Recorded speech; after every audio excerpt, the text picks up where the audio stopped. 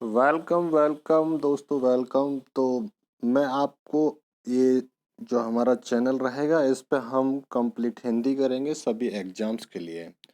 तो आपकी थोड़ा एनर्जी डाउन हो गई होगी और थोड़ा आप डिप्रेशन में जा रहे होगे लॉकडाउन की वजह से, तो मैं आपको थोड़ा मोटिवेट करता हूँ और फिर हम अपने सेशन पर आगे को बढ़ेंगे। तो ध्यान से सुनेंगे। इस दुनिया में इस दुनिया में दो कतार के लोग होते हैं। एक वो जो इतिहास पढ़ने में अपना समय बिताते हैं और दूसरे वो जो इतिहास रचने में अपना समय बिताते हैं। आज भी यह जमाना इस बात से खलता है आज भी यह जमाना इस बात से खलता है कि ये इंसान इतनी ठोकरें खाकर भी इतना सीधा कैसे चलता है। ये इंसान इतनी ठोकरें खाकर भी इतना सीधा कैसे चलता है। मेरे दोस्तों, तो आपको डिप्रेशन में नहीं जाना, बस पढ़ाई करते रहना है, बी पॉजिटिव रहना है और पॉजिटिव एनर्जी के बीच में रहना है। ठीक है, तो ये हिंदी का सेशन आपका स्टार्ट हो जाता है और यहाँ पे ऑब्जेक्टिव डिटेल में होगा। ठीक है, स्पेशली ये यूपीएसआई के लिए और बाकी सभी एग्जामों को ये कवर करेगा। ठीक है। सॉरी। तो आप डिटेल तो बहुत कुछ पढ़ लेते हो, बट ऑब्जेक्टिव क्वेश्चन में इम्प्लीमेंट कैसे करना होता है तो इसमें सारा प्रीवियस ईयर का क्वेश्चंस रहेगा। तो हम देखते हैं, चलते हैं अपने सेशन पर ज़्यादा लेट ना करते हुए। तो वर्णमाला पहला चैप्टर जो रहेगा माय डियर, आपका वर्णमाला रहेगा। तो वर्णमाला से जो जितने भी प्रीवियस ईयर में क्वेश्चंस बनते हैं और जो भी बन सकते हैं वो सारे हम यहाँ पर देखेंगे। तो चैप्टर वाइज ये आपका हिंदी का पूरा सेशन रहेगा। ठीक है, तो देखिएगा, वर्णमाला से शुरू करते हैं। तो वर्णमाला को पहले समझिएगा। वर्णमाला का मतलब क्या होता है, इसका संधि विच्छेद करोगे तो वर्ण प्लस के माला, यानी कि वर्णों की माला। जैसे फूलों की माला होती है ऐसे ही वर्णों की माला होती है, उसी को व्यवस्थित क्रम में लगाना होता है।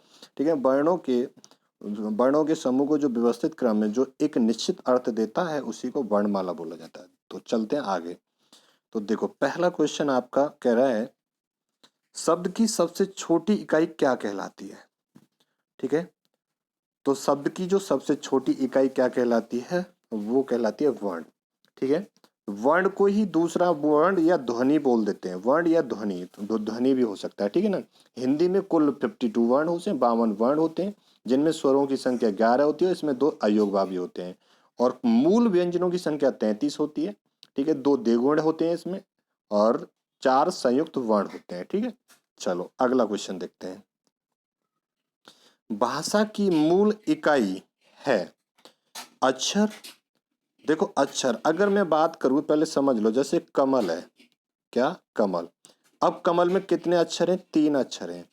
ठीक है, अगर मैं इसका वर्ण विन्यास कर दूं तो कैसे आ बाहर आ जाएगा, और मैं से आ बाहर आ जाएगा और ल से आ बाहर आ जाएगा।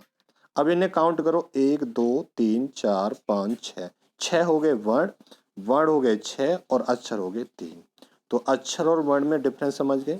तो अक्षर है यहाँ बेटा 3 और भाषा की मूल इकाई पूछ रहा है। ठीक है, और सर थोड़ा ये क्वेश्चन गड़बड़ दे दिया है कि ध्वनि या वर्ण आना चाहिए था। ठीक है ना। सार्थक इकाई पूछता तो क्या आ जाता, वाक्य आ जाता। क्या आ जाता, वाक्य आ जाता। तो ध्यान रखेंगे। तो इस एक ऑप्शन में कर लो, यहाँ पे वर्णमाला की जगह वर्ण कर लो, वर्ण या ध्वनि कर लो, तो आंसर क्या हो जाएगा, वर्ण या ध्वनि हो जाएगा। ठीक है, तो ध्यान रखेंगे। अक्षर कितने हैं इसमें, 3 और वर्ण कितने हैं, 6। ठीक है, सर्वनाम इंग्लिश में बोलते हैं इसे प्रोनाउन, और ये नाउन के रिपीटिशन को रोकता है, यानी कि संज्ञा के स्थान पर हम सर्वनाम का प्रयोग करते हैं। वर्णमाला किसे कहते हैं, वर्णों के व्यवस्थित क्रम को वर्णमाला बोला जाता है। क्रिया, क्रिया का मतलब क्या होता है, किसी काम का होना जहां बताया जाता है उसे क्रिया कहते हैं। चलो जी, अगला देखते हैं। वर्णों के समुदाय को क्या कहते हैं, तो वर्णों के समुदाय को बोलते हैं वर्णमाला बोलते हैं। क्या, वर्णमाला बोलते हैं। सर्वनाम और अक्षर क्रिया मैंने बता दिया। आगे देखेंगे अगला क्वेश्चन। वर्णमाला किसे कहते हैं, तो वर्णों के व्यवस्थित क्रम समूह को, वर्णों के व्यवस्थित समूह को वर्णमाला बोला जाता है। तो ऑप्शन व्यवस्थित, ये वर्ड का ध्यान रखना, व्यवस्थित। ठीक है ना। अब जैसे मैं बोल दूं आपसे, ये कै हो गया और ये मैं हो गया और ये ल हो गया। अब मैं बोल दूं ये क्या बना, मक्कल बना। मक्कल कोई अर्थफुल है। ठीक है ना, अर्थ होना चाहिए। ठीक है ना, अर्थ होना चाहिए, मीनिंगफुल होना चाहिए। तो मीनिंगफुल क्या हुआ, कमल। अब ये वर्णों का समूह तो हो गया, बट व्यवस्थित कर दिया हमने, जिसका कुछ अर्थ निकलता हो, उसी को वर्णमाला बोला जाता है। ठीक, अगला क्वेश्चन। क्वेश्चन नंबर 5 देखेंगे आप, तो इसमें क्या है, हिंदी भाषा की कुल वर्ण लिपियां कितनी होती हैं। अब देखो, अगर वो कहता कि उच्चारण के आधार पर व्यंजनों की संख्या, तो वो होती है बेटा 33, और उच्चारण के आधार पर स्वरों की संख्या, तो वो होती है बेटा 11। ठीक है। अगर तो यहाँ कुल वर्ण पूछ रहा है, तो कुल वर्ण कितने हो जाएंगे, 52 हो जाएंगे। कितने हो जाएंगे, 52 हो जाएंगे। एक चीज और, तो यहाँ पे आप देखेंगे, देखो वर्गीय व्यंजन, पहले तो देखो स्वर होते हैं 11, ठीक है, प्लस वर्गीय जो व्यंजन होते हैं कै वर्ग में होते हैं, ये वर्गीय व्यंजन होते हैं टोटल 25 होते हैं, ठीक है। और 4 होते हैं अंतस्थ व्यंजन, 4 होते हैं ऊष्म व्यंजन, 4 होते हैं संयुक्त व्यंजन, और 2 अयोगवा हो गए और 2 द्विगुण, 4 ही हो गए। तो इन्हें ऐड करोगे तो ये आएगा सारा 52। ठीक है, तो आंसर हो जाएगा ऑप्शन सी।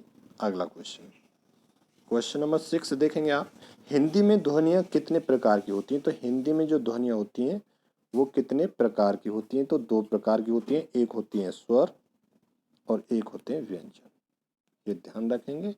एक चीज और, स्वर को संस्कृत में क्या बोला जाता है, तो अच बोला जाता है, ये भी ध्यान रखेंगे। और व्यंजन को संस्कृत में क्या बोला जाता है, तो वो हल बोला जाता है। ये क्वेश्चन पूछा गया है, तो ऑप्शन ए हो जाएगा। ठीक है, चलो जी अगला क्वेश्चन,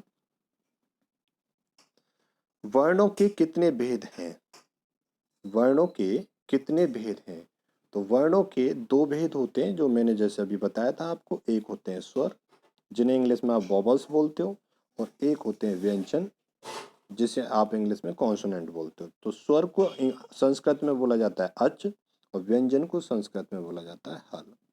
ठीक है, अगला क्वेश्चन, क्वेश्चन नंबर 8, जिनका उच्चारण स्वतंत्रता से होता है, यानी कि स्वतंत्र होता है, और जो व्यंजन के उच्चारण में सहायक होते हैं, तो उन्हें स्वर कैसे, ये देखो पहले। स्वर का जो उच्चारण होता है वो होता है माय डियर स्वतंत्र होता है, जैसे आ। इनका जो उच्चारण होता है किसी की हेल्प के बिना हो जाता है।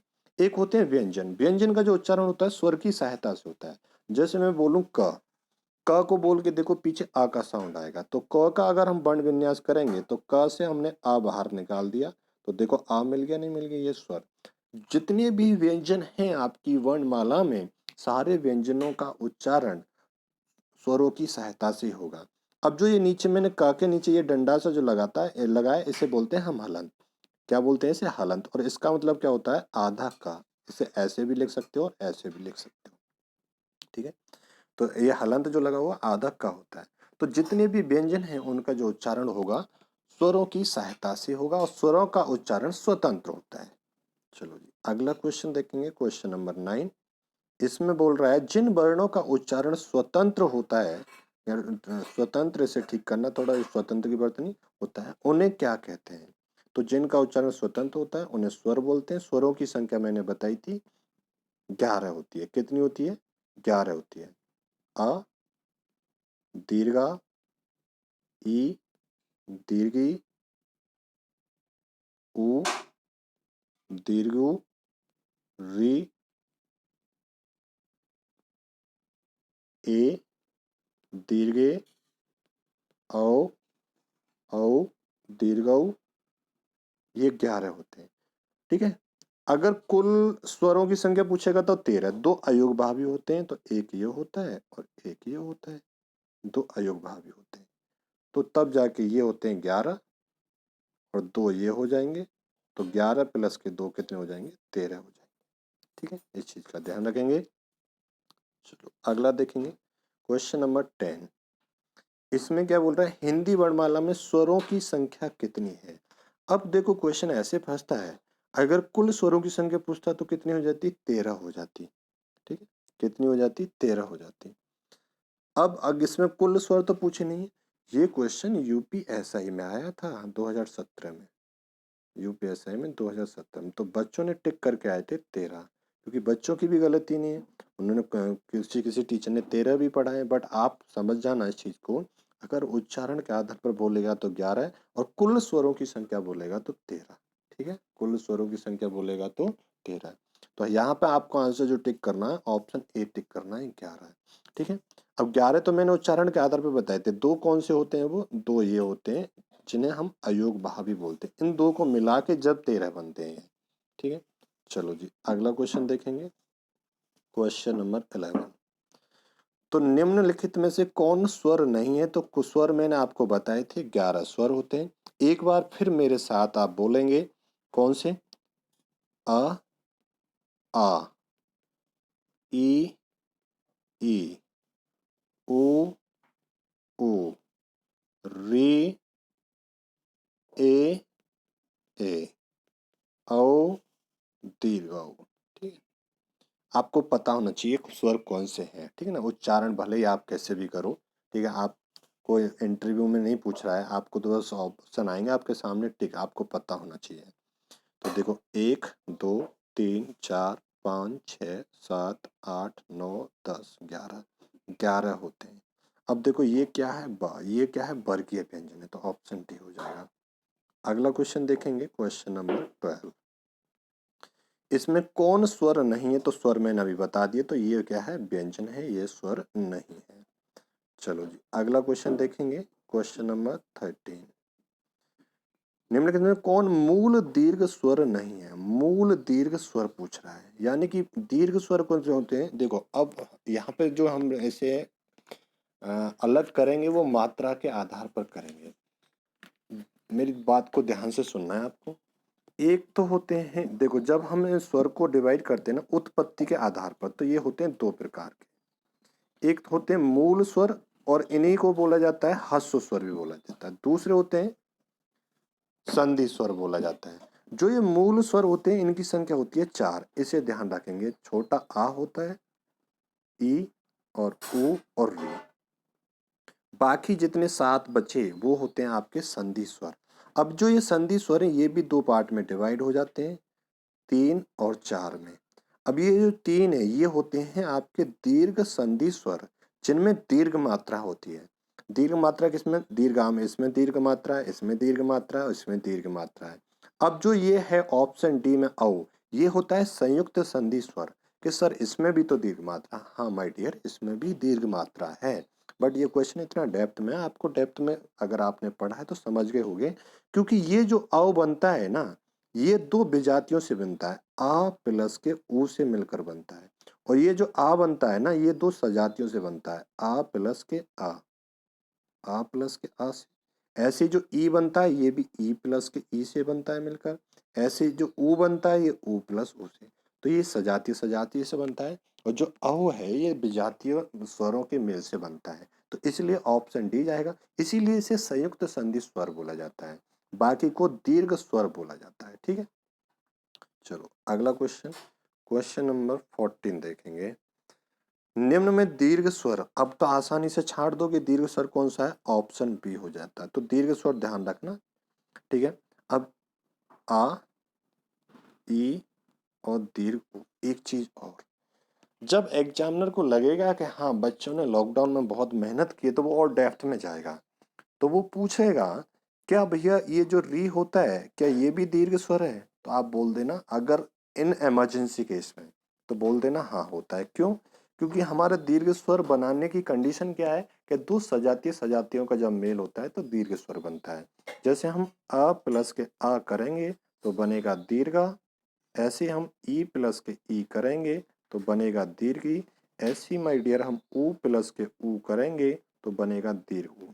जब हम री प्लस के री कर देंगे तो भी क्या बनेगा? री ही बनेगा। समझ गए होगे? तो आप बात को पकड़ गए होगे बिल्कुल। चलो तो ऑप्शन बी हो जाए। अगला क्वेश्चन, इसमें निम्न में दीर्घ स्वर कौन सा है? तो दीर्घ स्वर पहचान गए होंगे ये, क्योंकि ये क्या है? सजातीय स्वरों के मेल से बनता है। तो आ प्लस के आ तो बनता है दीर्घा। ये बनता है विजातीय स्वरों के मेल से, तो आ प्लस के ओ तो बनता है औ। ये भी विजातीय है, तो आ प्लस ई से मिलकर बनता है ये। और ये भी आ प्लस ए से बनकर बनता है। ठीक है, तो ऑप्शन ए हो जाएगा। चलो जी अगला क्वेश्चन, इस क्वेश्चन में क्या बोल रहा है वो, निम्नलिखित में कौन संयुक्त स्वर है? तो संयुक्त स्वर वो स्वर होते हैं जो विजातीय स्वरों के मेल से बनते हैं। तो ऑप्शन डी चला जाएगा। क्यों? ए किससे बना है? तो आ प्लस ई से मिलकर बना है। और ये ए किससे मिलकर बना है? तो आ प्लस ए से मिलकर बना है। और ये किससे? आ प्लस ऊ से मिलकर बना है, औ। और ये किससे बना है जी? आ प्लस औ से मिलकर बना है। तो देखो, विजातीय स्वरों के मेल से जो स्वर निर्माण होता है उन्हें संयुक्त संधि स्वर बोला जाता है। अगला क्वेश्चन देखेंगे।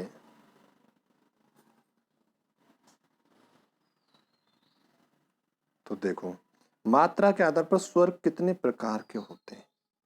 अब बहुत सारे बच्चों के माइंड में ये रहता है कि मात्रा के आधार पर स्वर 3 प्रकार के होते हैं। वो क्या काम करते हैं? एक संस्कृत का स्वर और होता है प्लुत स्वर, आपने नाम सुना होगा, उसकी भी मात्रा काउंट कर देते हैं। बट नहीं, जो हम हिंदी में यूज करते हैं 2 ही स्वर, ह्रस्व स्वर और दीर्घ स्वर की मात्रा हम यूज करते हैं। तो ऑप्शन ए आपका राइट आंसर हो जाएगा।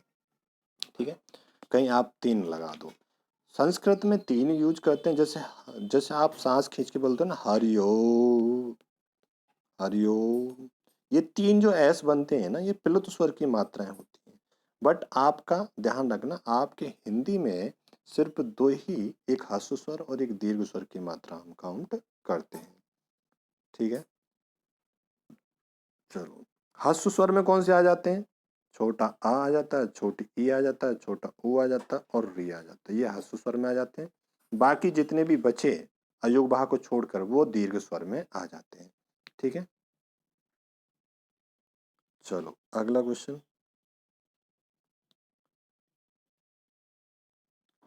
नेक्स्ट क्वेश्चन देखेंगे। वर्ण तालिका के अनुसार ह्रस्व, दीर्घ और प्लुत क्या है? ये स्वर होते हैं तीनों। क्या होते हैं? स्वर। ह्रस्व की मात्रा सिंगल होती है, दीर्घ की डबल होती है और प्लुत की 3 मात्राएं होती हैं। यानी कि इसमें बहुत कम समय लगता है, इसमें 2 गुना समय लगता है, और इसमें ह्रस्व का 3 गुना समय लगता है, और इसमें ह्रस्व का 2 गुना समय लगता है। ठीक है, चलो। स्वर ध्वनि के प्रकार कितने हैं? तो स्वर ध्वनि के प्रकार होते हैं दीर्घ, प्लुत, ह्रस्व, तीनों होते हैं। ठीक है, तीनों होते हैं। नेक्स्ट क्वेश्चन देखेंगे, क्वेश्चन नंबर 20। जीवा के आधार पर स्वर कितने प्रकार के होते हैं? देखो माय डियर, ये आपकी जीभ हो गई। ये अगला हिस्सा हो गया, तो मैं इसे अग्र बोल दूं, अग्र स्वर हो जाएंगे, तो नाम क्या पड़ेगा? अग्र स्वर। ये बीच का हिस्सा हो गया, तो इसे मध्य बोल दूं, तो नाम क्या पड़ेगा? मध्य स्वर। ये पीछे का हिस्सा हो गया, इसे क्या बोल दूं मैं? पश्च स्वर हो गया। तो अग्र स्वर ध्यान रखना है आपको। तो अग्र स्वर 4 होते हैं, दोनों तो ई होंगी और दोनों ए होंगे। ठीक है, 4। तो अग्र स्वर कितने होते हैं? 4। मध्य स्वर एक ही होता है, छोटा आ। बाकी जितने भी होंगे वो सब क्या होंगे? पश्च स्वर होंगे। तो जीवा के आधार पर स्वर के प्रकार कितने होते हैं? अग्र स्वर, मध्य स्वर और पश्च स्वर। तो 3 प्रकार होते हैं। तो ऑप्शन बी आ जाएगा। क्या आ जाएगा जी? ऑप्शन बी आ जाएगा। ठीक है, चलो अगला क्वेश्चन देखेंगे, क्वेश्चन नंबर 21। अब यहाँ पे एक क्वेश्चन आया है, अर्ध विवृत स्वर। तो बेटा ये आपको थोड़ा, या तो रट्टा मार लो, और कुछ चीज़ें ऐसी हैं रटने से जब काम चल जाता है, तो कुछ चीज़ें, बाकी तो मैं सारा आपको टेक्निकली वैज्ञानिक तरीके से बताऊंगा ही, बट कुछ चीज़ें आपको थोड़ी, क्या है कि इनमें आप, अगर मैं इनकी डेफिनेशन दूंगा तो आप इनमें कंफ्यूज हो जाओगे। यहाँ से क्वेश्चन सीधा पूछा जाता है, अर्धविवृत कौन सा है? एक होता है समृद्ध, नोट कर लो मेरे साथ ना। एक होता है समृद्ध स्वर। क्या? समृद्ध स्वर होता है। एक होता है विवृत स्वर। ठीक है, और एक होता है अर्ध विवृत स्वर, और एक होता है अर्ध समृद्ध स्वर। तो जो समृद्ध स्वर है ना, आप पहले उन्हें नोट कर लो। ये 4 होते हैं, ई, दीर्घ ई, और ऊ, दीर्घ ऊ। यानी कि दोनों ऊ होंगे और दोनों ई होंगे। और जो अर्ध समृद्ध होता है ना, इसमें छोटी ए और छोटा ओ। ठीक है, और जो विवृत स्वर होंगे ना, वो आ कर लो, एक आ। क्या? आ। और जो अर्ध समृद्ध, अर्ध विवृत स्वर होते हैं, छोटा आ, ए और आ। तो ये होते हैं आ। तो ये बस आप थोड़ा यही है, आपको थोड़ा ध्यान रखना है। समृत स्वर, अर्धसमृत, विवृत स्वर और अर्धविवृत। अगर मैं आपकी इस डेफिनेशन बताऊंगा तो डेफिनेशन में आप कंफ्यूज हो जाओगे, ठीक है। तो आप बस इतना ही नोट कर लेना अपनी नोटबुक में। तो अर्धविवृत स्वर पूछ रहा है, तो अर्धविवृत स्वर कौन सा हो जाएगा जी? अर्धविवृत स्वर पूछ रहा है, तो अर्धविवृत स्वर ये हो जाएगा, ठीक है। Option B is right answer हो जाएगा। अब आपके माइंड में ये भी आ रहा होगा कि सर आपने दीर्घ आ बताया है यहाँ पे अर्धविवृत स्वर में, और दीर्घ आ ऑप्शन सी में भी है। दीर्घ आ ऑप्शन सी में भी है। ये आ नहीं आ, ठीक है, चंद्र बिंदु आता है इसके साथ में, ठीक है, क्योंकि आ तो यहाँ पे आता है विवृत स्वर में, ठीक है, यहाँ पे चंद्र बिंदु आता है। चलो अगला क्वेश्चन। भाषा विज्ञान की दृष्टि से ऊ किस प्रकार का स्वर है? अब बेटा ये देखो, अब यहाँ क्वेश्चन बड़ा डेप्थ में पूछा, अच्छा क्वेश्चन है, ठीक है ना, बड़ा अच्छा क्वेश्चन है। और ये आपके जो ये लेखपाल वगैरह के आते हैं ना यूपी में, उसमें पूछा गया था। पहले तो आपको ये जीवा के आधार पर देखना है, ऊ जीवा के आधार पर कहाँ से यहाँ से बोला जाता है, ठीक है, जीवा के आधार पर देखना है। अग्रस्वर कौन कौन से होते हैं बेटा? दोनों ई होते हैं और दोनों ए, अभी बताया था मैंने लास्ट क्वेश्चन में, दोनों ए होते हैं, ठीक है। अग्रस्वर ये, मध्य स्वर में एक ही होता है ए, और बाकी क्या होते हैं? पश्च स्वर होते हैं। तो इसका मतलब क्या हो गया, ऊ यहाँ आएगा पश्च स्वर में, ठीक है, तो पश्च तो आएगा ही आएगा, तो अग्र वाला कैंसिल हो गया, और जहां भी अग्र ये कैंसिल हो गया। अब देखना है ये विव्रत है या समव्रत है, विव्रत है या समव्रत है, ठीक है। तो मैंने अभी बताया था समव्रत में कितने बताए थे? दोनों ई बताई थी मैंने, क्या बताई थी? दोनों ई और दोनों ऊ बताए थे लास्ट क्वेश्चन में। तो देखो पहले तो हमने ढूंढा ये पश्च स्वर होता है ऊ, फिर ढूंढा हमने ये समव्रत होता है, समव्रत ये चार होते हैं ना, तो ऑप्शन चला जाएगा आपका डी, ठीक है। अगला क्वेश्चन, इस क्वेश्चन में देखेंगे ओटों की आकृति के आधार पर निम्नलिखित में कौन अव्रतमुखी है? अव्रतमुखी का मतलब ये होता है जब किसी स्वर को, जब किसी स्वर का आप उच्चारण करेंगे, जो आपके होठ है ना, उनकी जब अगर शेप गोल बन जाती है ना, गोलाकार यानी कि व्रत के टाइप की बन जाती है, तो उन्हें बोला जाता है व्रतामुखी। तो बोल के देखो, व्रतामुखी किस पे बनेगी? ऊ औ औ, इन तीनों पे क्या बनेगी? व्रतामुखी बनेगी। तो ये क्या हो जाएंगे? व्रतामुखी हो जाएंगे। और बाकी जितने भी रहेंगे वो क्या रहेंगे? अव्रतामुखी। तो ऑप्शन ए क्या हो जाएगा आपका? अव्रतामुखी हो जाएगा, ठीक है। अव्रतामुखी, जैसे दीर्घ आ हो गया, ई हो गया, दोनों ई हो गए, दोनों ए हो गए, ठीक है। चलो अगला क्वेश्चन देखते हैं। इस क्वेश्चन में बोल रहा है आपका निम्न कंठ वर्ण जिनका उच्चारण कंठ से होता है। पहले तो बात को आपको ये ध्यान से सुनना है कि ये जो स्वर होते हैं ना, जो स्वर व्यंजन आप जो जिनका उच्चारण करते हो, ठीक है भाई, शब्द किससे बनते हैं? इन वर्णों को मिला के तो शब्द बनते हैं। वाक्य किससे बनता है? इन शब्दों को मिला के तो वाक्य बनता है, ठीक है, वाक्य जो आप बोलते हो, ठीक है। तो आपका देखो होता क्या है, हमारे शरीर के अंदर से फेफड़ों से वायु आती है निकल के, तो वो वायु जैसे टकराती है ना, सबसे पहले कहाँ टकराएगी? कंठ पे टकराएगी, और कंठ के बाद सीधा ऊपर जाएगी तालू में, और तालु में से फिर आगे को बढ़ेगी मूर्धा में, ऊपर वाले दांत के अंदर वाला पोर्शन होता है, फिर दांत में टकराएगी और दांत से टकराती हुई ओष्ठ में होती हुई बाहर निकल जाएगी। तो हमारे जो इन स्वरों को यानी कि व्यंजनों को यानी कि वर्णों का जो मूल उच्चारण स्थान होते हैं वो होते हैं 5 होते हैं। ये बात आपको पता होनी चाहिए। कौन सी? पहली कंठ, फिर तालु, फिर मूर्धा, फिर दंत, फिर ओष्ठ, ठीक है। तो जिन वर्णों का उच्चारण कंठ से होता है उन्हें कंठ वर्ण बोलते हैं, या फिर उन्हें क वर्ग में भी रख देते हैं, ठीक है ना। जब व्यंजन पढ़ेंगे तो वो क वर्ग भी देखेंगे वहां पे। तो यहाँ पे देखो कंठ से होता है दोनों आ का उच्चारण, ये ध्यान रखेंगे, दोनों आ का। तो ऑप्शन बी। ऊ का उच्चारण कहाँ से होगा? ओष्ठ से होगा। दोनों ई का उच्चारण कहाँ से होता है? ई, तालु से होता है, ये ध्यान रखेंगे, ठीक है। अब देखो आपने डिटेल तो पढ़ ही रखा है, और यहाँ मैं लगवा रहा हूँ आपके ऑब्जेक्टिव। क्या लगवा रहा हूँ? ऑब्जेक्टिव। अगर आप चाहते हो कि डिटेल चाहिए, तो आप मेरे को कमेंट करके बताना कमेंट बॉक्स में, तो मैं डिटेल आपको करा दूंगा, ठीक है। चलो अगला चलते हैं, क्वेश्चन नंबर 26। कौन वर्ण ओष्ठ नहीं है? जिन वर्णों का उच्चारण होठों से होता है उन्हें ओष्ठ वर्ण बोला जाता है, ठीक है। तो ओष्ठ से देखो, दोनों ऊ का उच्चारण, स्वर की बात करूं तो दोनों ऊ का उच्चारण ओष्ठ से होता है।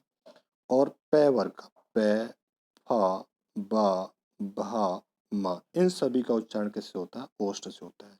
तो देखो ऊ आ रहा है, आ, इसका मैंने अभी बताया था कहाँ से होता है? इसका कंठ से होता है। आई होप आपको वीडियो पसंद आ रही होगी, क्वेश्चन समझ में आ रहा होगा, ठीक है। और मैं उम्मीद करता हूँ कि मैं समझा पा रहा हूँ आपको, हर क्वेश्चन को आपके जहन में बैठा दूंगा सारा, ठीक है। ब्रेक कर दूंगा एक एक क्वेश्चन, एक एक ऑप्शन, ठीक है। आप वीडियो को लाइक, शेयर और सब्सक्राइब, ये आपकी रेस्पॉन्सिबिलिटी है, ठीक है। अगला क्वेश्चन देखेंगे, क्वेश्चन नंबर 27। निम्न में ओष्ठ वर्ण कौन सा है? तो फिर मैंने वही बात, जिन वर्णों का उच्चारण होठों से होता है उन्हें ओष्ठ वर्ण बोलते हैं। तो देखो दोनों तो ऊ आ जाएंगे इसमें, और एक आ जाएगा पै वर्ग। तो पै वर्ग में प, फ, ब, भा और म। तो इतना ध्यान रखना है आपको, ठीक है। तो अब देखो ओष्ठ वर्ण कौन सा है? ऊ आ जाएगा। ई कौन सा होता है? ये होता है तालु होता है। कौन सा होता है? ये तालु होता है। और ये दोनों आ कैसे होते हैं? इनका होता है कंठ से होता है। किससे होता है? कंठ से। चलो जी अगला क्वेश्चन देखेंगे, क्वेश्चन नंबर 28। वर्णमाला पूरी कंप्लीट क्वेश्चन रखे मैंने जितने भी प्रीवियस ईयर में पूछे गए। कंठ तालव्य, अब देखो कंठ भी है यहाँ पे, तालव्य भी है, यानी कि दो वर्णों का यानी कि दो स्वरों के मेल से एक स्वर बना होगा। तो कंठ तालव्य का, जैसे मैं बात करूं ए का, ए को ब्रेक करूं तो बेटा ये होता है आ प्लस के ई। अब इसका उच्चारण हमने पढ़ा था, इसका होता है कंठ से और इसका होता है तालु से। किससे होता है? तालु से। अब इन दोनों को जोड़ोगे तो क्या बनेगा? कंठ तालु या कंठ तालव्य बोल देते हैं। कंठ तालु या कंठ तालव्य, ठीक है। नाम में कंफ्यूज मत होना, कंठ तालव्य भी बोलते हैं, कंठ तालु भी बोल देते हैं। अब बात समझ गए? तो दोनों ए का उच्चारण कहाँ से होगा? कंठ तालु से। अब इन दोनों का उच्चारण कहाँ से होता है? कंठ से। अब ये षटकोट और रे, इनका कहाँ से होता है? कंठ से। रे का तो मूर्धा से भी हो जाता है, षटकोट का भी मूर्धा से हो जाता है, ऊ का ओष्ठ से हो जाता है। इन दोनों को कहाँ से होगा? ओष्ठ से, ठीक है। अब जो ये रे है, षटकोट है, स है, ल है, अब बच्चे इनमें बहुत ज्यादा कंफ्यूज रहते हैं, ठीक है। कुछ बच्चे आपके दिमाग में ये भी आ रहा होगा सर आपने क्या बता दिया। मैं आपको वो चीज बताऊंगा, मैं आपको वो सीधी सीधी चीज नहीं बताऊंगा इनके बारे में, मैं वो चीज बताऊंगा एग्जाम में क्वेश्चन कैसे कैसे पूछा गया और क्वेश्चन के हालात को देख के हमने आंसर क्या क्या दिया, तब तब आंसर क्या क्या सही माना गया, ठीक है। उस चीज को मैं लेके चलूंगा। चलो जी अगला क्वेश्चन देखते हैं, क्वेश्चन नंबर 29। किस वर्ण का उच्चारण स्थान कंठ तालु है? तो मैंने अभी बताया था कंठ तालु सिर्फ दो ही होते हैं, दोनों ए होते हैं। ध्यान रखेंगे क्योंकि इस ए का जो निर्माण होता है वो आ प्लस ई से होता है, और दीर्घ ए का जो निर्माण होता है तो आ प्लस ए से होता है। तो ध्यान देंगे ऑप्शन बी आ जाएगा, ठीक है। चलो जी अगला क्वेश्चन देखेंगे, क्वेश्चन नंबर 30। ए के उच्चारण में कंठ और तालु की सहायता ली जाती है, तो किसकी? तो मैंने ए का उच्चारण स्थान बताया था आपको, तो आ प्लस के ए से होता है, ठीक है। और ए का उच्चारण स्थान होता है आ। बार बार जब मैं लिखूंगा तो आपको तो कंठस्थ हो जाएगा, इसका कंठ से होता है तो इसका तालु से बनता है कंठ तालु। तो कंठ तालु ऑप्शन सी हो जाएगा, ठीक है। अगला क्वेश्चन देखेंगे, क्वेश्चन नंबर 31। तो ये बोलता है आपका औ औ किस प्रकार के? तो देखो माय डियर, ये औ ये क्या है? संयुक्त संधि स्वर है, अ प्लस के ओ। तो मैंने पढ़ा है ना, संधि संयुक्त संधि स्वर होते हैं। इसका उच्चारण होता है कंठ से, उसका होता है ओष्ठ से। तो इन दोनों का जब मिलाओगे तो जोड़ोगे तो क्या बनेगा? कंठोष्ठ बन जाएगा, ठीक है। तो ध्यान देंगे दोनों औ का उच्चारण कहाँ से होता है? कंठोष्ठ से होता है, इससे होता है, ठीक है। तो कंठोष्ठ है इसमें कहीं, ये रहा ऑप्शन डी आ जाएगा, ठीक है। चलो अगला क्वेश्चन देखेंगे, तो इसमें क्या कह रहा है ये? इनमें से औ का उच्चारण स्थान कौन सा है? तो मैंने अभी बताया था कंठोष्ठ होता है। Option D is right answer हो जाएगा, ठीक है। इस पे आ जाओ, क्वेश्चन नंबर 33। तो देखो यहाँ पे ई ई छह वर्ग आ गया पूरा, इनका जो पूरा उच्चारण स्थान होता है ये होता है तालु से। ध्यान रखेंगे किससे होता है? तालु से होता है, यानी कि तालु। एक चीज और, तो ऑप्शन तो सी हो गया आंसर आपका। कंठ से होता है पूरे क वर्ग का उच्चारण स्थान होता है, मूर्धा से होता है माय डियर आपका पूरा टे वर्ग का टे टे डे डे, ठीक है। ओष्ठ से होता है आपका पूरे पे वर्ग का उच्चारण होता है। एक बच गया आपका दंत, दंत से होता है आपके ते वर्ग का उच्चारण स्थान होता है। और तालु से होता है पूरा च वर्ग का उच्चारण स्थान होता है, ठीक। चलो मेरे साथ रिपीट करा करो, बोला करो बार बार। चलो अगला क्वेश्चन, वर्णमाला का कौन सा अक्षर पुल्लिंग नहीं है? तो ध्यान रखना हमेशा ये जो दो स्वर है ना दोनों, ये हमेशा क्या रहते हैं? स्त्रीलिंग होते हैं। क्या होते हैं? स्त्रीलिंग। अगला क्वेश्चन देखेंगे, क्वेश्चन नंबर 35। इसमें क्या कह रहा है? किस शब्द में री की मात्रा नहीं है? तो री की मात्रा ऐसे, एक तो ऐसे होती है, ऐसे आधा सर्कल बना होता है, और एक होती है ऐसे करके, ध्यान रखेंगे, ठीक है। और जो ये सीधी जैसे ऐसे लगा देते हैं ना सीधी करके मात्रा, ये रे की मात्रा होती है, ठीक है। तो ये वाली री की मात्रा होती है। तो देखो आज में री की मात्रा नहीं है। अगला क्वेश्चन, क्वेश्चन नंबर 36 देखेंगे आप। निम्न शब्द में री की मात्रा का उपयोग नहीं हुआ है, तो किस में नहीं हुआ है? तो यहाँ पे देखो वर्षा में जो है ना, वर्षा में रे की मात्रा का यूज हुआ है। किसका? रे की मात्रा का। अगला क्वेश्चन देखेंगे, क्वेश्चन नंबर 36 ही आगे, ये भी चलो कोई बात नहीं, नंबरिंग गड़बड़ हो गई है तो देख लेंगे उसे। सभी स्पष्ट व्यंजन कौन से वर्ग में हैं? तो मैंने बताया था वर्ग क्यों बोला जाता है, क्योंकि ये एक वर्ग होता है जिसमें कैसे लेकर मैं तक व्यंजन होते हैं, ठीक है। एक दो तीन चार पाँच, पांच कॉलम ऐसे और पांच ही रो, एक दो तीन चार पाँच। तो अगर मैं कहूँ इस खेत का एरिया निकालो, तो कैसे निकालोगे सर? 5 × 5 तो कितने? 25। तो क्योंकि ये एक वर्ग में आते हैं तो इसलिए इन्हें क्या बोला जाता है? वर्गीय व्यंजन बोला जाता है। और इनकी संख्या होती है 25 होती है। कितनी होती है? वर्गीय व्यंजन की संख्या 25 होती है। कितनी होती है जी? 25 होती है, ठीक है। तो देखो अब वर्गीय व्यंजन में आपको या तो देखो ऑप्शन सी आएगा। क्यों आएगा? देखो बेटा, कै वर्ग आता है इसमें, एक तो एक च वर्ग आता है, एक टे वर्ग आता है, एक तय वर्ग आता है और एक पै वर्ग आता है। सर पै आ गया, च आ गया, क्या आ गया? दे कहाँ गया? तय थे दे, तो तय तय वर्ग में दे आ जाता है बेटा, ऑप्शन सी हो जाएगा, ठीक है। चलो अगला question, question number 38। Question number 30, एक से अधिक वर्णों के मेल को क्या कहते हैं? एक से अधिक वर्णों के मेल को क्या कहते हैं? देखो यहाँ ध्यान देंगे, अगर आप व्यंजन बोलना चाह रहे हो, क्या व्यंजन, तो बिल्कुल ठीक, क्योंकि मैंने क्या कहा था स्टार्टिंग में, हर व्यंजन का उच्चारण स्वर की सहायता से होगा। स्वर के बिना व्यंजन का उच्चारण हो ही नहीं सकता है, ठीक है।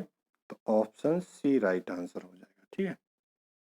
अगला question, question number 39। Question number 39, Hindi वर्णमाला में व्यंजनों की संख्या पूछ रहा है। अब देखो यहाँ पे आपको डाल दिया ना, डाल दिया उसने दुविधा में, तो आप बिल्कुल मार नहीं खाएंगे। क्यों? क्यों? इसका मतलब क्या है? वो ये देखना चाह रहा है कि ये बच्चा जानता है या नहीं जानता है कि उच्चारण के स्थान पर व्यंजनों की संख्या कितनी होती है। तो उच्चारण के स्थान पर व्यंजनों की संख्या कितनी होती है? 33। और उच्चारण के स्थान पर स्वरों की संख्या कितनी होती है? 11 होती है। इस चीज का विशेष ध्यान रखेंगे, ठीक है। ऑप्शन सी हो जाएगा। चलो अगला क्वेश्चन,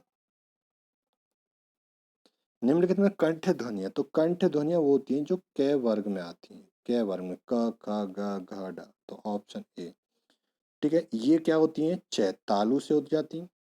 बाकी आती रहेंगे, उन्हें हम आगे देखेंगे, ठीक है। चलो अगला क्वेश्चन देखेंगे आप। इस क्वेश्चन में क्या बोल रहा है वो, तो इस क्वेश्चन में आपसे कह रहा है वो, उच्चारण स्थान के आधार पर निम्नलिखित में से कौन सा दंत है? यानी कि दंत, जहां से दंत से उच्चारण होता है, तो दंत से। तो आप दंत को देखिएगा पहले। देखो जो तय वर्ग होता है ना, त थ द ध न, इसका दंत से होता है। और किसी भी स्वर का उच्चारण दंत से नहीं होता, इस चीज का ध्यान रखेंगे।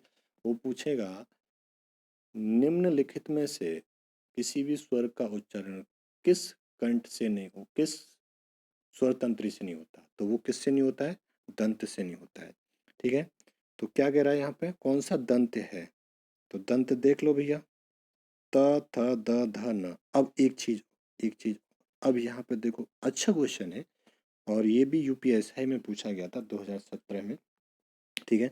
तो देखो अब यहाँ त थ द ध न में से कोई नहीं है, म आ रहा है, म आता है प वर्ग में आता है तो उसका तो ओष्ठ से होता है, ठीक है, और प का ओष्ठ से होता है, तो इसका देखो ध्यान दें, इसका, इसका और इसका, इनका तो ओष्ठ से हो गया, ठीक है। जब अगर कभी आप क्वेश्चन में फंस जाओ तो ऑप्शन को एलिमिनेट करना सीखो। अब ले का आ गया। अब ले का तो वैसे जो उच्चारण स्थान है वो पार्श्विक होता है, क्या होता है, पार्श्विक होता है, ये ध्यान देंगे, ठीक है ना, पार्श्विक होता है। बट आप पार्श्विक का मतलब क्या होता है, जीभ के बगल से हवा का निकलना, वो तब लय का उच्चारण होता है। अब जीभ के बगल से हवा का जब निकलेगा तो दांतों में टच होगी नहीं होगी, ठीक है। तो वो देखना चाह रहा है कि आप रट के आए हो या समझ के आए हो, ठीक है। तो अब क्या टिक कर दोगे आप, ले टिक कर दोगे, ऑप्शन बी। अब जैसे मैं बात करूं रे का, रे का बहुत टीचर बोलेंगे भैया दंत मूल मसूड़ा, मसूड़ा लगा दो। तो मसूड़ा, अब हाँ उनका बात ठीक है, मसूड़ा लगा दो, अगर ऑप्शन में मसूड़ा है ही नहीं तो तब क्या लगाएंगे, ठीक है। आप जानते हो तो जो मसूड़े में क्या फंसे रहते हैं, दांत, जिनका उच्चारण मसूड़े में हवा टच करेगी तो दांत में डेफिनेटली टच करेगी, तो दूसरा ऑप्शन क्या चला जाएगा, दंत चला जाएगा। तो ऐसे आपको क्वेश्चन को पकड़ना है। चलो अगला क्वेश्चन देखेंगे। इसमें घ का, तो बेटा आपको वर्गीय व्यंजन के बारे में पता हो, ये छोटे बड़ा शर्म नहीं है पढ़ने में, आप बार बार लिख के याद करो, लिख के पढ़ो, लिखते रहो लिखते रहो लिखते रहो, ठीक है। तो क ख देखो बेटा, क ख ग घ न, तो देखो यहाँ पे आ गया नहीं घ, तो क वर्ग में घ आ गया, तो इसका उच्चारण मैंने कहा बताया था, कंठ से बताया था, कंठ से, ठीक है। मूर्धा से होता है ट वर्ग का उच्चारण से ट ठ ठ, तालु से होता है किसका, च वर्ग का उच्चारण, और दंत से होता है त वर्ग का उच्चारण, ठीक है। चलो अगला क्वेश्चन। इसमें क्या कह रहा है, हिंदी की सध्वनि अनुनासिकता है, ठीक है। तो सीधा सीधा वो बोल दे कि भैया स का उच्चारण स्थान कहाँ से होता है, तो ध्यान रखेंगे माय डियर, जो च वर्ग होता है ना उसका पूरा, और ये और उसके साथ में स, और दोनों ई, दोनों ई, इन सभी का उच्चारण स्थान होता है तालु से, ऑप्शन ए। मूर्धा से होता है ट वर्ग का उच्चारण स्थान, दंत से होता है त वर्ग का उच्चारण स्थान, और ओष्ठ से होता है प वर्ग का उच्चारण स्थान, प वर्ग का, ठीक है। तो ये ध्यान रखेंगे। चलो जी अगला क्वेश्चन देखेंगे आप। इसमें कह रहा है तालव्य व्यंजन, तो मैंने अभी बताया था च वर्ग, तो ऑप्शन बी आ जाएगा इसमें, ठीक है ना। अगला क्वेश्चन देखेंगे, च और छ वर्ण का उच्चारण स्थान कौन सा है, तो मैंने अभी बताया था तालु होता है, ठीक है ना। मूर्धा से होता है ट वर्ग का, ओष्ठ से होता है प वर्ग का, कंठ से होता है क वर्ग का। चलो अगला क्वेश्चन देखेंगे। यह का उच्चारण स्थान मैंने अभी बताया था तालु से, एक तो पूरा च वर्ग ध्यान रखना है बेटा आपको, एक ये और से भी ध्यान रखना है, ठीक है। ओष्ठ से पैवर का, दंत से तैवर का, मूर्धा से टैवर का होता है। चलो अगला क्वेश्चन। निम्न में थोड़ा वीडियो लंबा हो जाएगा तो परेशान मत होइएगा, क्योंकि देखो जल्दी जल्दी में क्या होती है, घास सी कट जाती है। चाहे भले आप स्पीडोमीटर में लगा के देख लेना, अगर समझना है तो नॉर्मली देख लेना, ये आपकी इच्छा है, ठीक है, जैसा आपको अच्छा लगे। और लेक्चर सेशन पसंद आ रहा है तो अपने दोस्तों को भी बताओ, और वीडियो को शेयर भी कर देना, लाइक भी कर देना। तो देखो निम्न में तालव्य ध्वनि है, तो मैंने अभी बताया था तालव्य ध्वनि बतानी है, तो ये तालव्य बहुत पूछेगा आपसे। एक तो पूरा च वर्ग आएगा, च छ ज झ अ, मैं लिख इसलिए देता हूँ बार बार क्योंकि आपको थोड़ा रिवीजन हो जाएगा। स और ये सब क्या है, तालव्य ध्वनियाँ, ऑप्शन सी। अगला क्वेश्चन आ जाएगा, क्वेश्चन नंबर 48। हिंदी की तालव्य ध्वनियाँ तो मैंने अभी बताया था, ये होती है ऑप्शन ए। पूरा देखो दोनों ई आ जाएंगी इसमें, एक तो स्वर की बात करें तो पूरा छ वर्ग, च छ ज झ अइया, ठीक है, और ये और से, ये सब किस में आ जाएंगे, तालव्य में आ जाएंगे, ठीक है। अगला क्वेश्चन, इसे देखेंगे, ये से तालव्य में आएगा, कंठ में पूरा क वर्ग आ जाएगा, क्या आ जाएगा जी, क वर्ग आ जाएगा, और दंत में त वर्ग आ जाएगा जी पूरा, और मूर्धा में ट वर्ग आ जाएगा पूरा, और तालु में च वर्ग आ जाता है पूरा, और ठीक है। अगला क्वेश्चन, इसमें क्या कह रहा है, च वर्ग, तो च वर्ग मैंने अभी बताया था तालु से होता है, अब बसर्य वर्ण कौन से होते हैं तो ध्यान रखना, सरल करके, से, रे और ले, सरल करके, ठीक है। अब ये डेफिनेटली यही नहीं है कि जी ना 100% ये इसी के अंदर आएंगे, बस से होगा इनका उच्चारण स्थान, ठीक है। कभी कभी अलग अलग भी हो जाता है, ठीक है ना। पार्श्विक व्यंजन कौन सा है इसमें, ले, रे कौन सा है, लुंठित व्यंजन, प्राकंपित व्यंजन होता है, से कौन क्या होता है, ऊष्म व्यंजन होता है ये, ठीक है। चलो अगला क्वेश्चन यहाँ देखेंगे इसे, तो ये क्या कह रहा है, ढ, तो देखो अब ये देखो, ट ठ ढ, तो ट ठ ढ, ट ठ ड ढ अड़ा। अब वो कह रहा कौन सा, तो पहले नंबर पे, दूसरे पे, तीसरे पे, चौथे पे, तो टेबर का चौथा हुआ नहीं हुआ, तो टेबर का चौथा कहाँ है, ये रहा ऑप्शन बी में, ठीक है। अगला क्वेश्चन, निम्नलिखित में कौन सा वर्ण उच्चारण की दृष्टि से दंत्य नहीं है, तो दंत्य कौन से होते हैं, त, थ, द, ध और न, ये होते हैं। मैं बार बार इसलिए लिख रहा हूँ कि आपको बार बार याद हो जाए, ठीक है। तो आपको भी ऐसे ही प्रैक्टिस करनी है, ठीक है। तो कौन सा दृष्टि से दंत्य नहीं है, तो कौन सा नहीं है, बताओ ना भाई। ट, तो ये कौन सा है, मूर्धा से होता है, किससे होता है, इसका मूर्धा से होता है। चलो जी अगला क्वेश्चन देखेंगे, तो ये क्या कह रहा है आपका, निम्नलिखित दंत्य ध्वनियाँ कौन सी है, तो तय दंत्य ध्वनियाँ होती है, ऑप्शन सी हो जाएगा। पै कौन सी होती है, ये ओष्ठ होती है। कै कौन सी होती है, ये कंठ होती है। और छह कौन सी होती है, ये तालु होती है, ठीक है। चलो अगला क्वेश्चन देखेंगे, इसमें क्या बोल रहा है वो, निम्नलिखित में दंत्य वर्ण कौन सा है, तो तय होता है, ठीक है ना। यह कौन सा होता है, ये तालु होता है। च कौन सा होता है, ये भी तालु होता है। ऊ कौन सा होता है, ये ओष्ठ होता है, ठीक है। चलो अगला क्वेश्चन देखेंगे, निम्न में दंत्य ध्वनि कौन सी है, अब देखो दंत्य, तो त, थ, द, ध और न, ये सब दंत होती हैं, बट इनमें से कोई आ रखा है नहीं। खा का उच्चारण क ख कंठ से होता है, च का उच्चारण तालु से होता है, फा का उच्चारण प फ ओष्ठ से होता है। बचा यहाँ पर लय, लय क्या है, एक पार्श्विक व्यंजन है, तो इसका उच्चारण भी कहाँ से होगा, दंत से हो जाएगा। कहाँ से हो जाएगा जी, दंत से हो जाएगा। चलो अगला क्वेश्चन, प फ ब भ म, तो प ओष्ठ से होगा, किससे होगा, इसका ओष्ठ से। तो दंत से किससे होता है, तैवर का होता है पूरा। और तालु से किससे होता है, च वर्ग का होगा पूरा। और कंठ से किसका होता है, क वर्ग का होता है, ठीक है। चलो अगला क्वेश्चन, वीडियो आपका थोड़ा लंबा हो जाएगा, थोड़ा पास करते हैं। हिंदी में ब, तो देखो प, फ, ब, भ और म, तो ब ये आ गया, तो कहाँ से, ओष्ठ ध्वनि से हो जाएगा, ठीक है। चलो अगला क्वेश्चन, ब, अब देखो बेटा ये व आया है और एक होता है फा, तो इसका तो ओष्ठ से हो जाता है, बट ये इसका किससे होता है, ध्यान रखना। इन दोनों का वैसे कभी कभी दंतोष्ठ के, दंतोष्ठ क्या, ध्यान रखना, दंतोष्ठ इसका ओष्ठ से भी हो जाता है, ठीक है। बट जब दोनों ऑप्शन में एक साथ आएंगे तो प्रायोरिटी देंगे व को सबसे ज्यादा, इस चीज का ध्यान रखेंगे, ठीक है। दंतोष्ठ ऑप्शन सी। अगला क्वेश्चन, ध्वनियों में दंतोष्ठ, देखो ब और फ दोनों आ गए, तो प्रायोरिटी किसे देंगे, व को देंगे, ठीक है। चलो अगला क्वेश्चन,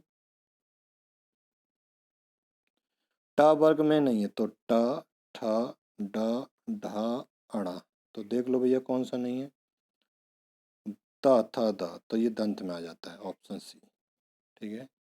अगला क्वेश्चन, कौन सा वर्ण स्पर्श व्यंजन नहीं है, तो स्पर्श व्यंजन यानी कि जो वर्गीय व्यंजन कोई क्या बोला जाता है, स्पर्श व्यंजन बोला जाता है, किसको, वर्गीय व्यंजन कोई। तो ये इसमें कितने थे, 25 थे।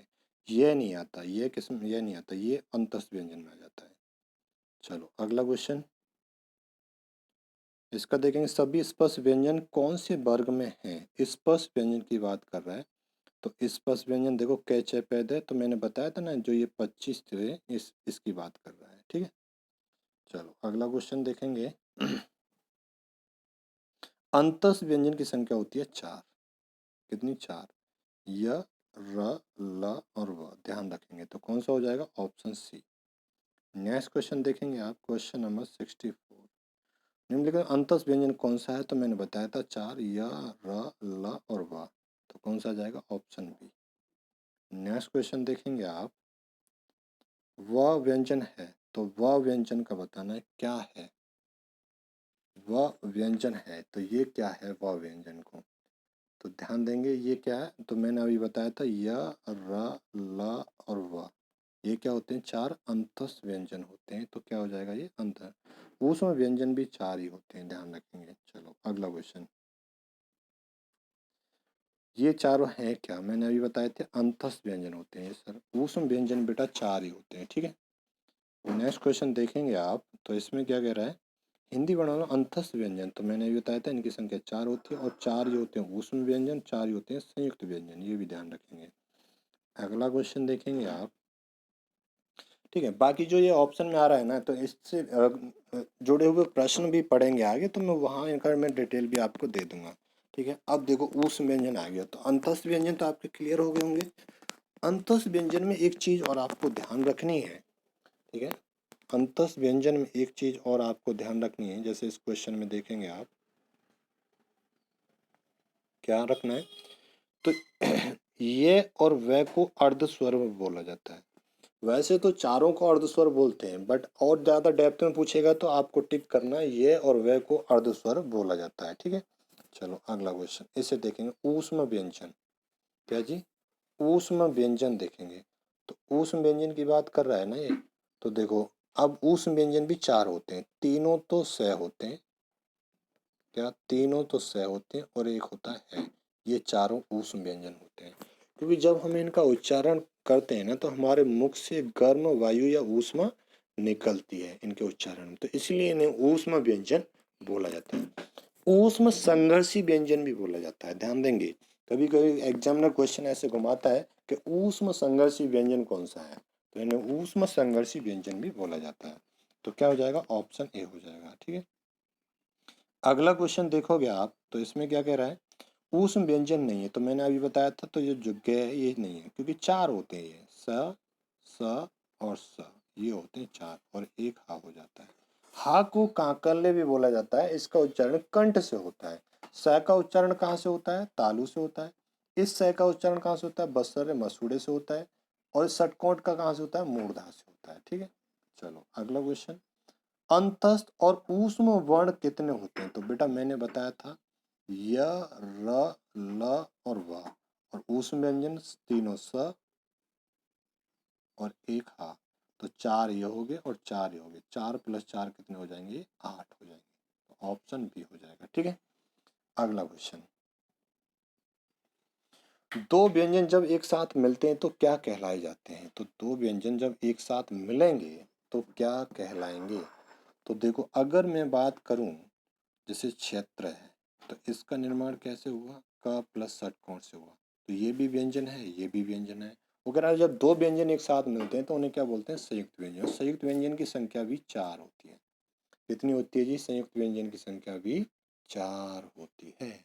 बोलो मेरे साथ, संयुक्त व्यंजन की संख्या कितनी होती है, चार। अब ये चार होते कौन कौन से हैं वो भी देख लो आप एक बार ना। एक तो मैंने क्षेत्र बता दिया, इसका निर्माण होता है क प्लस षटकोण से, ठीक है। एक बताया मैंने आपको त्रय, तो इसका निर्माण होता है त प्लस के र से। एक बताया मैंने ग से ज्ञानी, तो इसका निर्माण होता है ज प्लस अय्या से, ठीक है। एक बताया मैंने आपको सिर, तो इसका निर्माण होता है स प्लस के फ से, ठीक है। चार होते हैं, तो ऑप्शन ए हो जाएगा। चलो जी अगला क्वेश्चन देखेंगे, इनमें से कौन संयुक्त व्यंजन नहीं है, तो ये जो फ ये नहीं है। एक कौन सा बच गया भाई, त्र आ गया, क्षेत्र आ गया, ज्ञानी आ गया, और एक श्रेय और बच गया, एक श्रेय और होता है, चार होते हैं, ठीक है। अगला क्वेश्चन, संयुक्त व्यंजन कौन सा है, तो मैंने बताया था इसका निर्माण किससे होता है भैया, ज प्लस के अय्या से होता है, ठीक है। ज प्लस के अय्या, आ नहीं है, अय्या है, ठीक है। अगला क्वेश्चन, क्षेत्र वर्ण किसके योग से बनता है, तो मैंने अभी बताया था, इससे ऑप्शन ए से बनेगा। क्षेत्र ध्वनि किसके अंतर्गत आती है तो संयुक्त व्यंजन होता है ना, क्योंकि इसका निर्माण ही कैसे होता है, क प्लस षटकोण से होता है, तो संयुक्त हो जाएगा। अगला क्वेश्चन देखेंगे आप, इसका निर्माण कैसे होता है भैया, मैंने अभी बताया था, जा प्लस के अइया से होगा। जा पर क्या है, हलंत है, इस चीज का ध्यान रखेंगे। तो जा प्लस अइया है कहीं, तो जा प्लस अइया किसी एक ऑप्शन में कर लेना भैया, जा प्लस के अइया। ठीक है, ये होगा सही इसका, किसी एक ऑप्शन में कर लेना, जा प्लस के अइया से होगा। ठीक है, चलो। हिंदी पढ़ने वालों कुल कितने अयोगवा हैं, तो 2 अयोगवा होते हैं, एक तो ये होता है और एक होता है जी ये, 2 होते हैं। ठीक है, ध्यान रखेंगे आप। अगला क्वेश्चन, नासिक व्यंजन कौन सा है, तो जो नासिक व्यंजन कौन सा है, तो जो पंचम अक्षर होते हैं उन्हें नासिक के व्यंजन बोला जाता है। एक तो ये होता है अइया, एक अणे, और एक न, और एक मैं। ये होते हैं पांचों के पांचों नासिक के व्यंजन होते हैं। क्या होते हैं जी, नासिक के व्यंजन होते हैं। तो यहाँ पे एक में कर लेना, अइया कर लेना, वो गड़बड़ हो गया है। तो इन पांचों में से कोई आएगा तो इन्हें क्या बोला जाता है, नासिक व्यंजन। ठीक है, ऑप्शन आपके गलत दे रखे हैं। इस क्वेश्चन को देखेंगे, इनमें में कौन सा व्यंजन संघर्षी है। बात अब यहाँ पे समझो, बात को समझो। अब देखो, एक तो आता है ऊष्म संघर्षी व्यंजन आता है। अब के सर संघर्षी, वहां भी तो संघर्षी तो इसमें, ठीक है, तो क्या आएगा, ऊष्म संघर्षी। मैंने बोला एक तो ऊष्म व्यंजन बोलेगा आपको, और एक बोलेगा ऊष्म संघर्षी व्यंजन। बेटा, ऊष्म संघर्षी व्यंजन, एक ऊष्म व्यंजन बोलेगा, एक ऊष्म संघर्षी, तो ये चारों ही होते हैं, तीनों से, तीनों से, और एक, हाँ, एक आता है बेटा एक स्पर्श संघर्षी व्यंजन। तो स्पर्श व्यंजन कितने थे, 25 थे। तो 25 में जो च वर्ग है ना बेटा, उसे स्पर्श संघर्षी व्यंजन बोला जाता है। तो ये च, छ, ज और झ, ये चारों। तो अब यहाँ ऊष्म संघर्षी व्यंजन लगाना है, तो क्या हो जाएगा, हा हो जाएगा। ठीक है, अगला क्वेश्चन, इसे देखो। अब यहाँ पे क्या कह रहा है, कौन से व्यंजन कहलाते हैं, तो ऊष्म संघर्षी व्यंजन कहला जाते हैं। स्पर्श स्पर्श संघर्षी व्यंजन, स्पर्शी व्यंजन, तो च वर्ग आ जाएगा। ठीक है, चलो, स्पर्श व्यंजन बोलेगा तो सारे 25 आ जाएंगे। अघोष वर्ण, तो अघोष वर्ण कौन से होते हैं, क्या, अघोष वर्ण, जिन वर्णों को उच्चारण करते समय, जिन वर्णों के उच्चारण में कंपन ना हो, उन्हें अघोष बोलते हैं। तो अघोष तो ये ध्यान रखना है आपको, पहला और दूसरा, और तीनों स, तीनों क्या, स, बस इतना ध्यान रखना है माय डियर। बस आप सघोष भी याद नहीं, सघोष का ही दूसरा नाम क्या होता है, घोष होता है। आप सघोष और घोष भी याद नहीं रखोगे तो सिर्फ अघोष को याद रखो, पहला दूसरा और तीनों ऊष्म व्यंजन। तो देखो क्या हो जाएगा, ऑप्शन डी हो जाएगा। ठीक है, चलो अगला क्वेश्चन, अल्प प्राण, तो अल्प प्राण बेटा, जब हम किसी वर्ण का उच्चारण करते हैं तो हमारे फेफड़ों से वायु निकलती है। किसी वर्ण का उच्चारण करते समय ज्यादा वायु निकलती है, किसी वर्ण का उच्चारण करते समय कम वायु निकलती है। जिन वर्णों का उच्चारण करते समय कम वायु निकलती है उन्हें बोला जाता है अल्प प्राण। तो इसका ध्यान रखना आप, 1, 3, 5, और बेटा चारों अंतस्थ व्यंजन, य, र, ल और व, और एक आ जाएगा द्विगुण, और सभी आ जाएंगे स्वर। ये ध्यान रखना, बस महाप्राण हो जाएंगे आपके 2, 4। तो देखो अल्प प्राण कौन सा है, क, ख, ट, ठ, क, ख, ग, तो ऑप्शन बी आ जाएगा। ठीक है, चलो अगला क्वेश्चन, क्वेश्चन नंबर 83 पे आ जाए, आगे ना अब हम 83 पे। तो अल्प प्राण, तो मैंने क्या बताया था, अल्प प्राण में 1, 3 और 5। तो 1, 3, 5 ढूंढो, तो क, ख नहीं, त, थ नहीं, च, तो ऑप्शन सी आ जाएगा। चलो अगला क्वेश्चन, अल्प प्राण ध्वनियां कौन सी होती हैं, क, ख, तो 1, 3 और 5, क, ख होगा, नहीं होगा। च, छ, ज, झ, प, फ, ब, त, थ, ट, ठ, तो कौन सा आ जाएगा, ऑप्शन देखो, छ कितने पे आता है, 1 पर, च, छ, ज कितने पे आता है, 3 पर, प, फ, ब भी कितने पे आता है, 3 पे, तो 1, 3, 5, तो ऑप्शन बी हो जाएगा। ठीक है, क्या हो जाएगा, ऑप्शन बी हो जाएगा। ठीक है, ऑप्शन बी। चलो कौन सी ध्वनि अल्पप्राण है? तो अल्पप्राण 1 3 5 135 याद रखना है। तो क ख त हो जाएगा, ऑप्शन डी हो जाएगा, सिंपल है।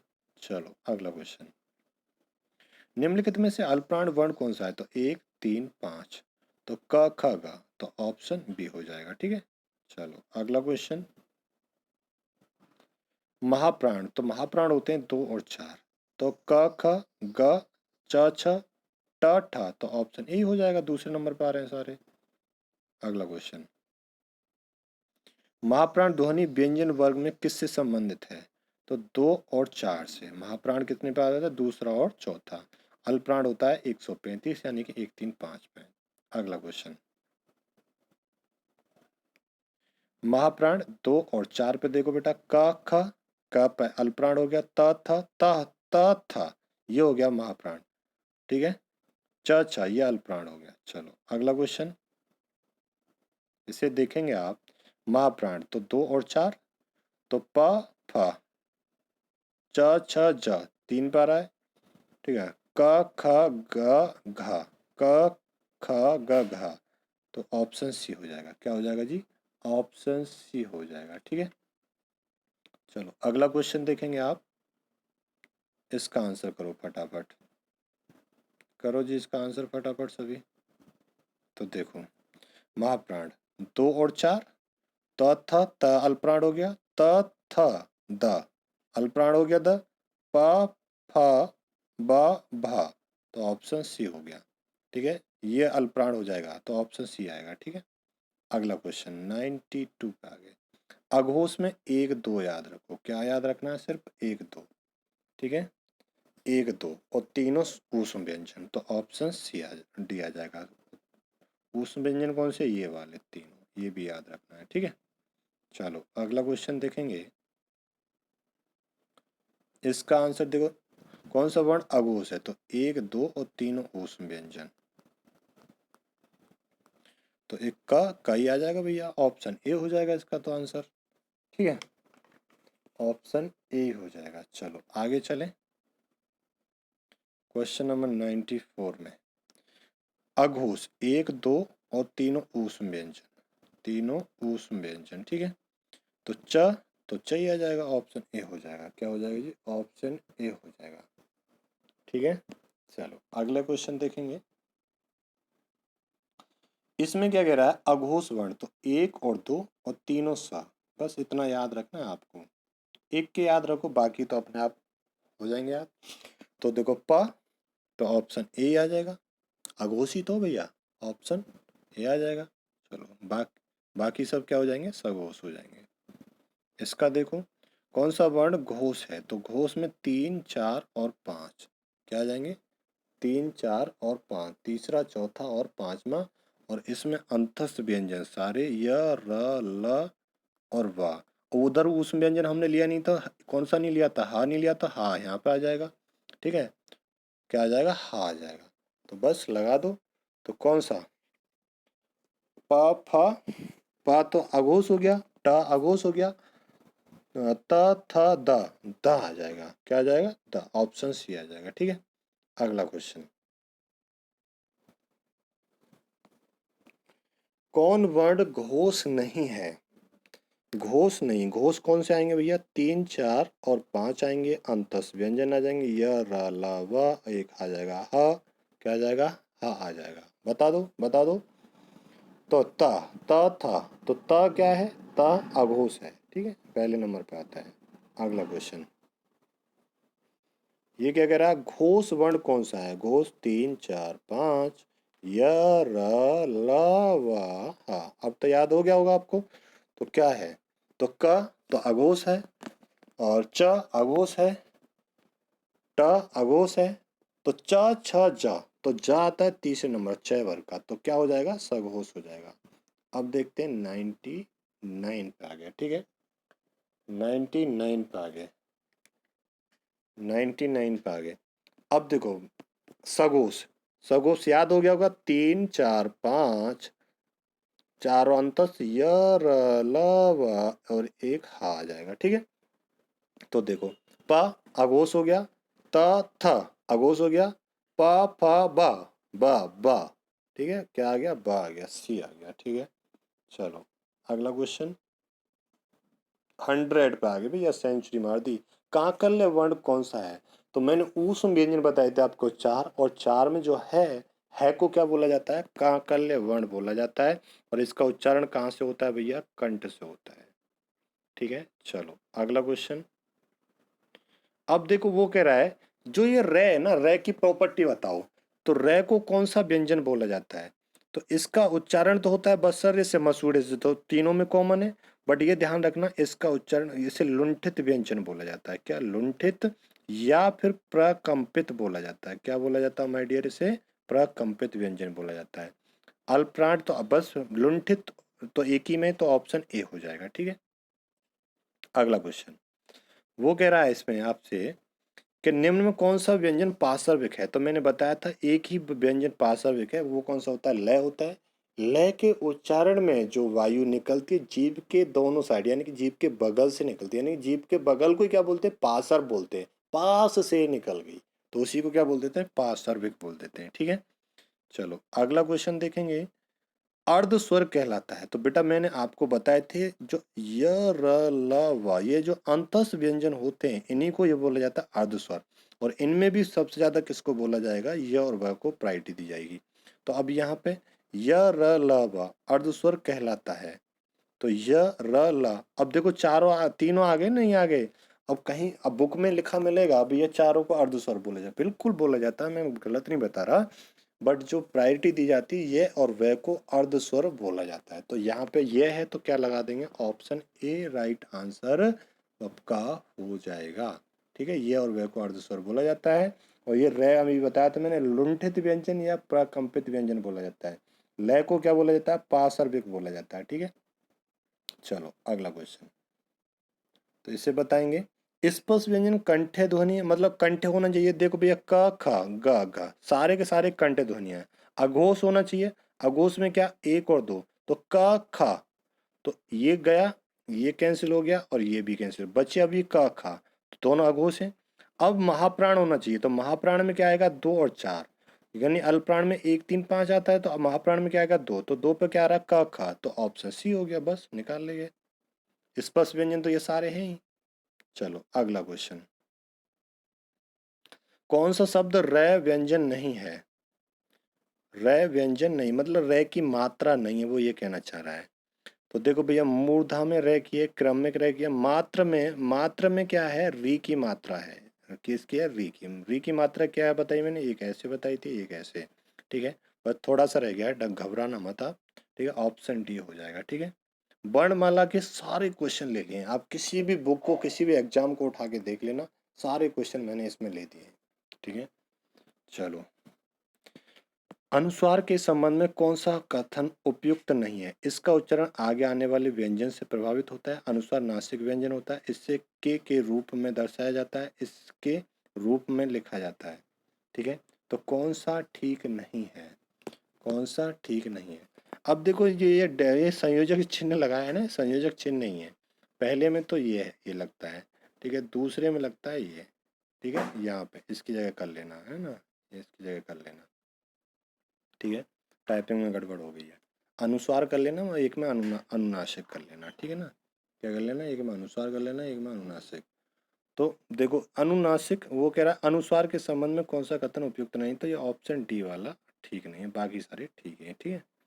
चलो अगला क्वेश्चन, क्वेश्चन नंबर 107, लिखित भाषा में मूल ध्वनियों के लिए जो चिन्ह मान लिए गए तथा जिस रूप में लिखे जाते हैं उसे क्या कहते हैं? हमारे मुंह से जो ध्वनि निकली और जो मौखिक में निकला और उन्हीं चिन्हों को हमने लिखित रूप दे दिया, उसी को क्या बोला जाता है? लिपि बोला जाता है, ठीक है। उन्हें एक सीक्वेंस में एक क्रम में लिख देते हैं तो उन्हें बोला जाता है लिपिबद्ध बोला जाता है। क्या बोलते हैं फिर हमें? उन्हें लिपिबद्ध बोलते हैं फिर हम, ठीक है।